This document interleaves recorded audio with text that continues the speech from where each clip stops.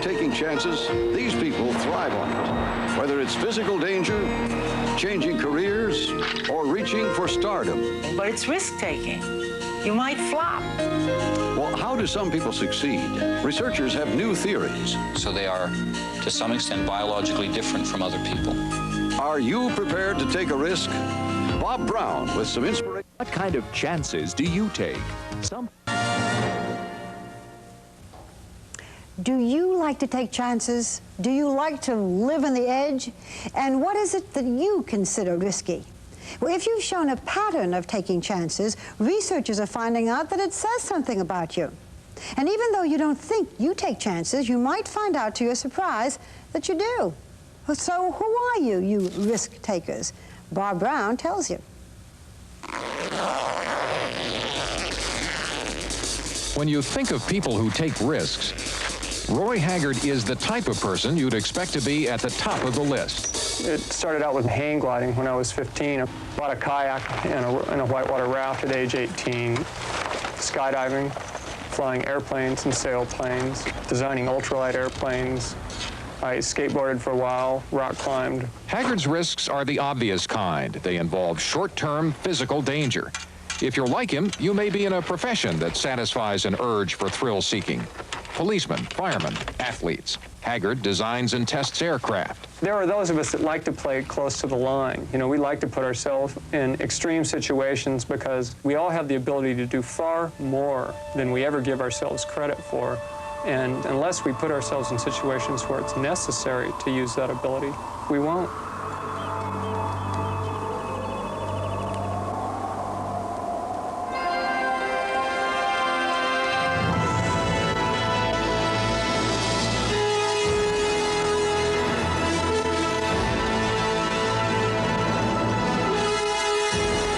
The risks that Roy Haggard likes, and the others we'll talk about in this story, have three elements that make them worthwhile to the people who take them.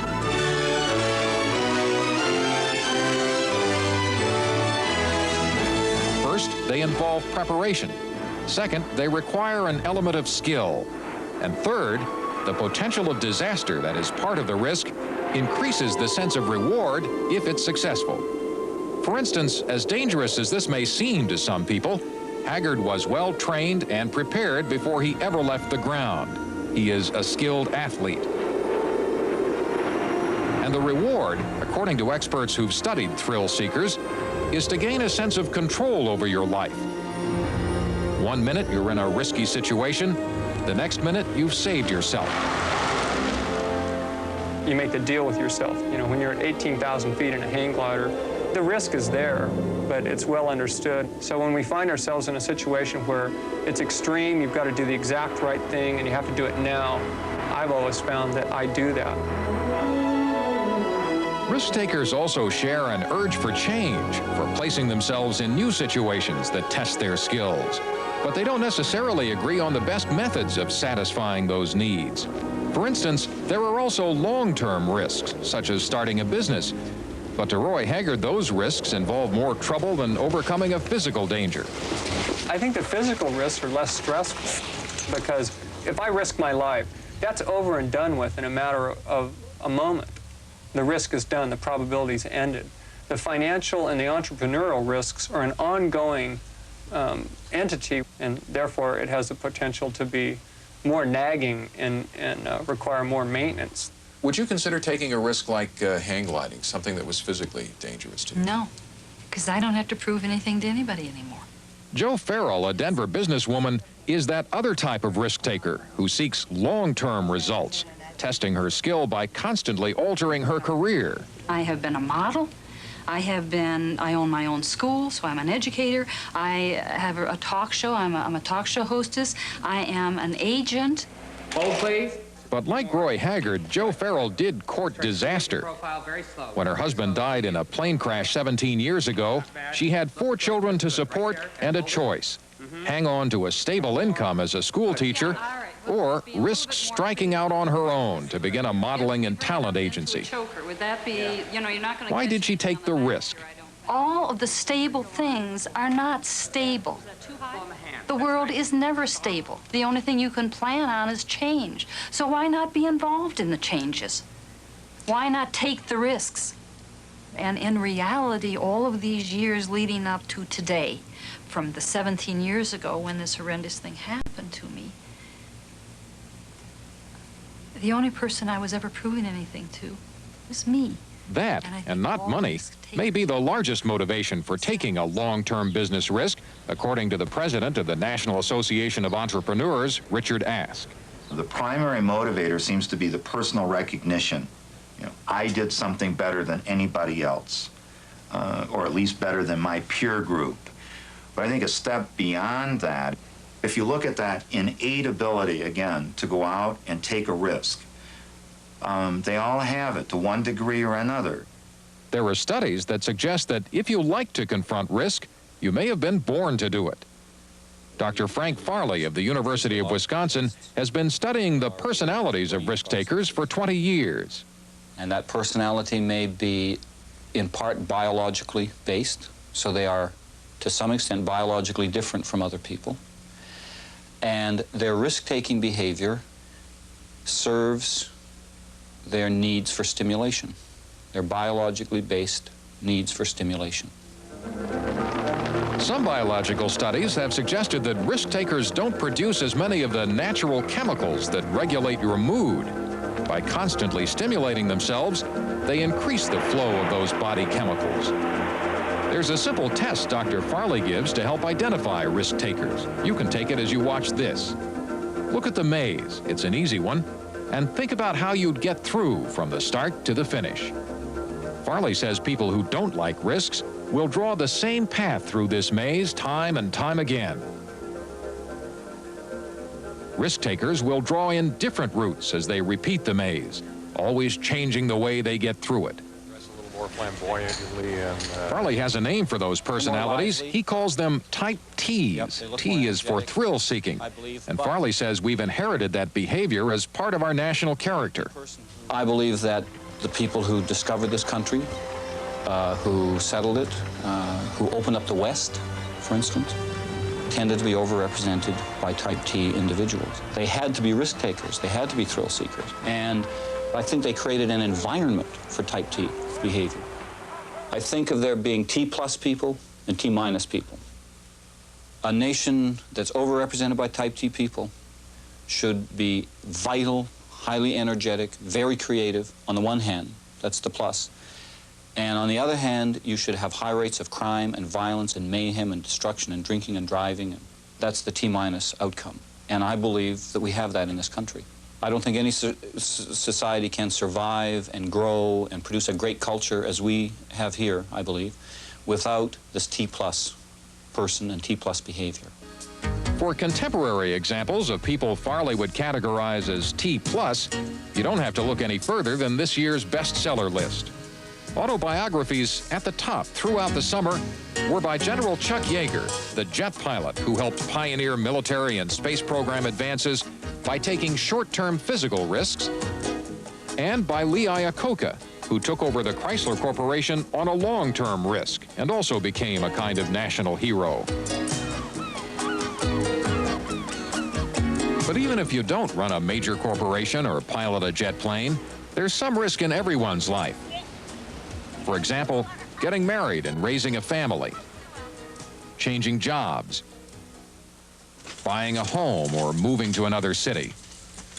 Those everyday goals with an element of risk and uncertainty in them usually promise the possibility of long-term rewards, and they're what makes life interesting to most of us, according to Dr. Penelope Rushinoff.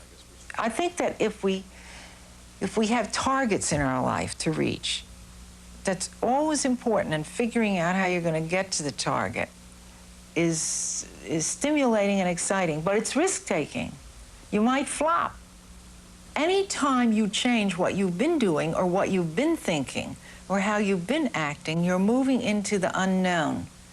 And we are taught as human beings to be terribly afraid of the unknown. And we want you to give a big hand for Mr. Mike Dugan, ladies and gentlemen. Big hand. Thank you. Is there a risk that we're all afraid of?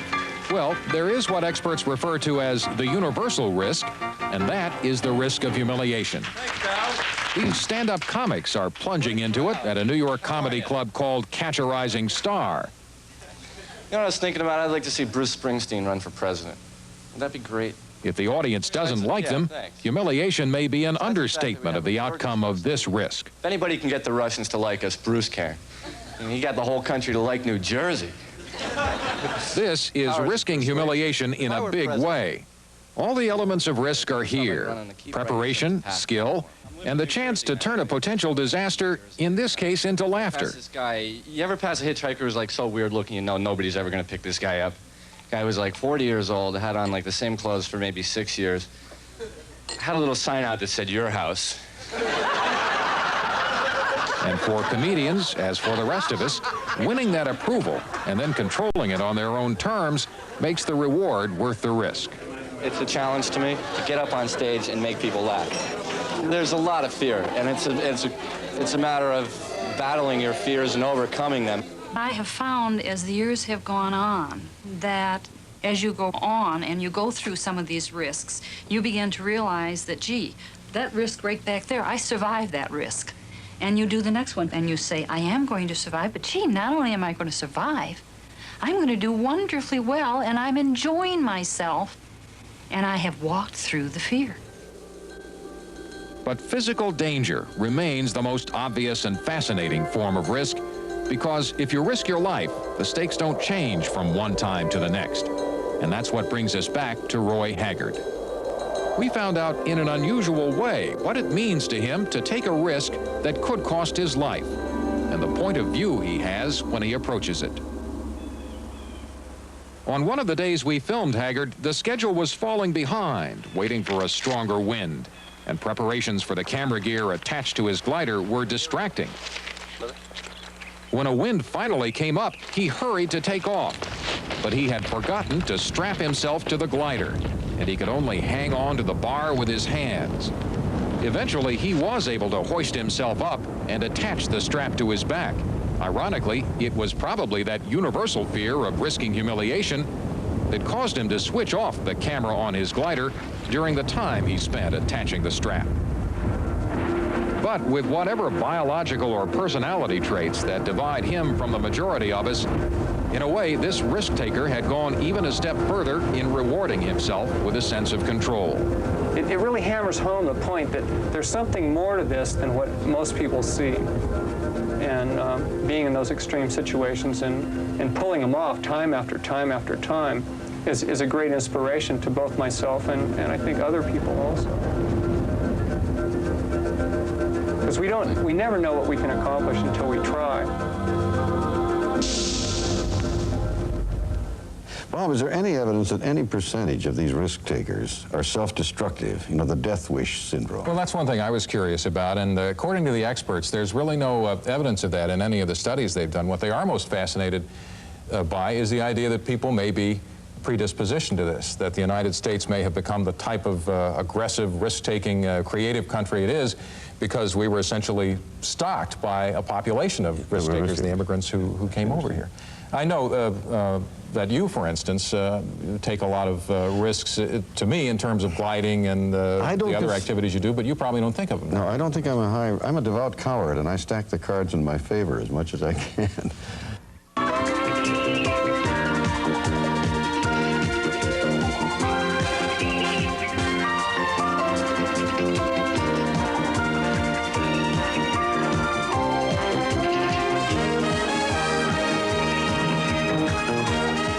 Transcript of tonight's broadcast, send $3 to Journal Graphics, Box 2020, Ansonia Station, New York, New York, 10023. This has been the ABC News Magazine 2020.